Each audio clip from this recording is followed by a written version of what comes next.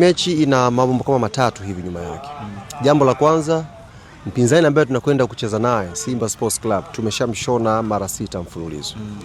Kwa namna yote ile hawezi kukubali kirahisi ashonwe mara ya 7. Hata ilipofika mara ya 5, mara ya 4 tulikuwa tunafanya kazi, lakini the more namba inazidi kuwa kubwa na yeye pia maandalizi yake anayafanya kwa ukubwa sana. Wametoka kuangusha point hawa watu kwenye mchezo uliopita.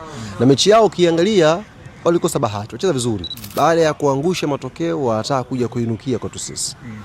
Sisi tuna kila kitu. Tuna fomu nzuri.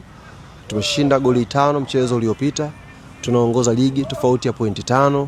Tuna rekodi ya kumfunga mara 6 mfululizo. Tunachotakiwa tukiongeze ambacho naamini wao watakuwa nacho, sisi hatutakiwi kukipunguza, ni hamasa ya upambanaji kwa wachezaji wetu. Na hii hamasa ya upambanaji kwa wachezaji wetu inajengwa na sisi mashabiki kwanza.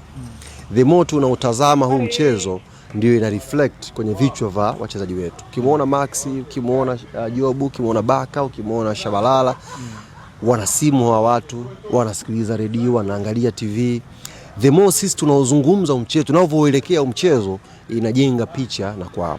Kwa cha kwanza tutengeneze sisi upambanaji, tuwadai wachezaji wetu. Tuwatengenezee deni, tuwadai.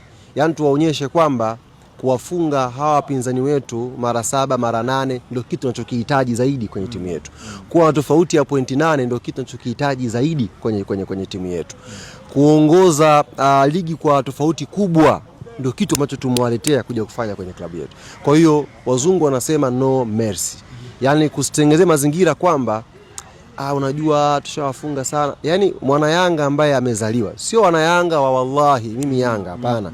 Mwana Yanga ambaye amezaliwa Yanga, unaipenda hii timu back huko, unaipenda hii timu vizuri zamani, una mizizi nayo hii timu. Wewe kumfunga Simba mara 7 mara 8 unafurahia, huwezi kukinai, si ndio? Kwa hiyo niwaombe wana Yanga wenzangu, tuwatengenezee deni wachezaji wetu. Tuwatengenezee hali ya kwenda, jamaa watakuja na kupambana. Mimi nakwambia 100%. 100%. Mimi najua mpira, watakuja kwa kupambana.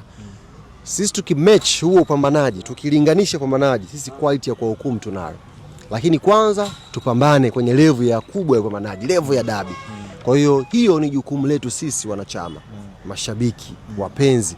Tuitazame hii mechi kama na deni. Yaani ukipata nafasi ya kucomment kwenye page ya mchezaji, mwambie deni ambalo umempa kwenye dabi.